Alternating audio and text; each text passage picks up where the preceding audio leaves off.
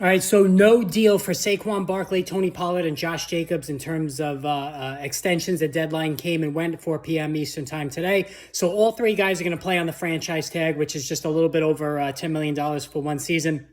And really, especially in the case of Saquon Barkley and even Jacobs too, very acrimonious situation developing between the team and the player. This is the Fantasy Sports Plus. Hit that subscribe button if you haven't done so already.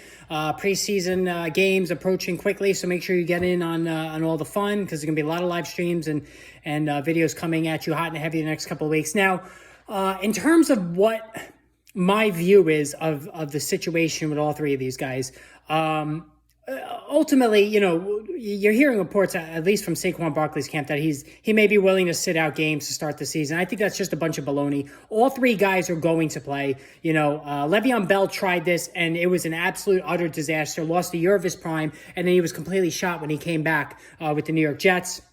Barkley is 26. He's not going to make that $10 million up by, sitting out and hoping to cash in again next season when the Giants could simply tag him again. The fact of the matter is, we are in an era in the NFL, and you've heard this a million times, that running backs are not valued. And it's funny we say this with Bijan Robinson and Jahmyr Gibbs being drafted early in the first round this past April, but the issue comes into play for the second contract, not really the first 4 or 5 years they're in the league, but that second contract. So none of these guys are getting a second contract, at least a long-term deal from the teams. And I think that's the right way to go. You don't allocate money to running backs on the second contract. It's just foolish. So now, let's take it one by one. So as far as Saquon Barkley is concerned, all three of these guys are going to show up. I think Barkley still has top 5 upside at running back. He's not as explosive as he was when he first came into the league. But he's going to play pissed off. He's going to be determined, does have a checkered injury history, but I think he's going to be just fine. And if his ADP drops him into the second round, even better.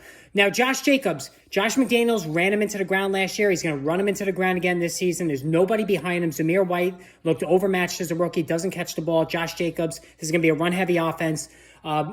Jacobs is going to eat and eat and eat. Whether Jacobs is willing to play under that scenario, that's another story, but I think he too will come back and play under the tag. And Tony Pollard, again, it's just incessant with the Ezekiel Elliott rumors. So I would be very leery of drafting Tony Pollard at cost right now, and that's a second-round draft pick, because the Elliott returning to Dallas rumors are not ceasing. Jerry Jones has an infatuation with Elliott. He loves him. And listen, he scored 12 rushing touchdowns last season. He can still get it done around the goal line. And and in a run-heavy offense that's expected to be for Dallas, I wouldn't be surprised if he is brought back, and that's going to hurt Tony Pollard's bottom line numbers.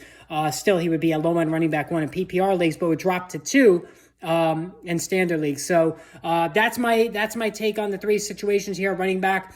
Make sure, again, you hit the subscribe button. More on this as we go through the weeks in terms of if they're going to hold out or not. So, again, make sure you hit that subscribe button.